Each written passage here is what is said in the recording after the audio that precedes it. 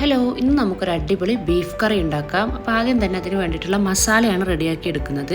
അതിന് വേണ്ടിയിട്ട് 2 table spoon കുരുമുളക്, 10 ഏലക്ക, 1/2 ടേബിൾ സ്പൂൺ പെരുംജീരകം, 2 വറ്റൽ മുളകും കൂടെ ഒരു മിക്സിയുടെ ജാറിലിട്ടിട്ട് പൊടിച്ചെടുക്കാം. അപ്പോൾ അതേ മസാല റെഡിയാക്കി എടുത്തിട്ടുണ്ട്. ഇനി അത് മാറ്റി വെക്കാം.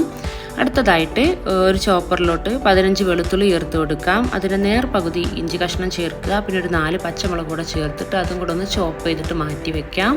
ബാക്കിയുള്ള ഇൻഗ്രീഡിയൻസും കാര്യങ്ങളൊക്കെ ഞാൻ കുക്ക് ചെയ്യുന്ന സമയത്ത് കാണിക്കാം.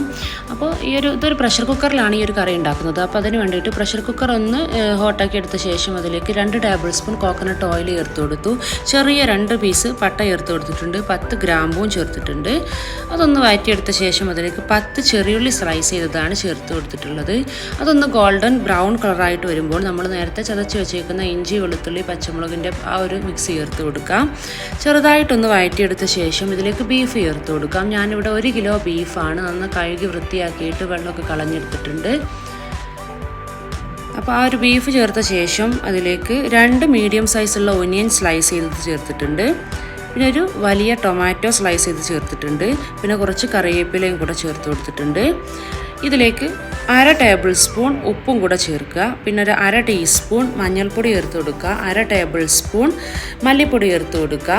പിന്നെ നമ്മൾ ആ പൊടിച്ച് വെച്ചേക്കുന്ന ഒരു പൗഡർ ഉണ്ടല്ലോ, അതും കൂടെ ചേർത്തിട്ട് നന്നായിട്ടൊന്ന് മിക്സ് ചെയ്തെടുക്കുക. ഇനി ഇതിലേക്ക് ഒരല്പം വെള്ളം ചേർത്ത് കൊടുക്കുന്നുണ്ട്. അപ്പോൾ ഞാനിത് കഴുകി വൃത്തിയാക്കിയിട്ട് കുറച്ച് സമയമായി. അതുകൊണ്ട് ഞാനൊരു 1/4 കപ്പ് വെള്ളം ഇതിലോട്ട് ചേർത്ത് കൊടുക്കുകയാണ്.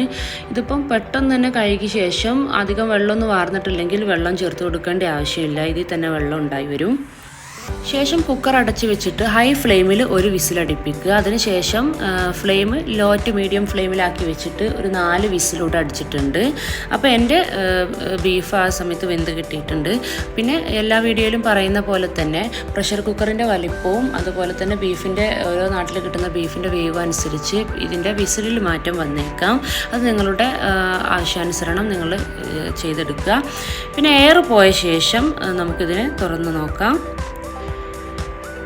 അങ്ങനെ പ്രഷർ കുക്കർ ഓപ്പൺ ആക്കിയിട്ട് അതിലേക്ക് ഒരു തണ്ട് കറിവേപ്പില കൂടെ ചേർത്ത് കൊടുക്കുന്നുണ്ട്. എന്നിട്ട് നന്നായിട്ടൊന്ന് മിക്സ് ചെയ്ത ശേഷം നമുക്കിതിനെ സെർവ് ചെയ്യാവുന്നതാണ്. അപ്പോൾ വളരെ ഈസി ആയിട്ട് പെട്ടെന്ന് നമുക്ക് തയ്യാറാക്കി എടുക്കാൻ പറ്റിയ ഒരു കറിയാണ്. എല്ലാവരും ഒന്ന് ട്രൈ ചെയ്ത് നോക്കിയിട്ട് നിങ്ങളുടെ ഫീഡ്ബാക്ക് അറിയിക്കുക. പിന്നെ ടേസ്റ്റിൻ്റെ കാര്യത്തിൽ ഒരു കോംപ്രമൈസും ഇല്ല, നല്ല ടേസ്റ്റ് ആയിരുന്നു.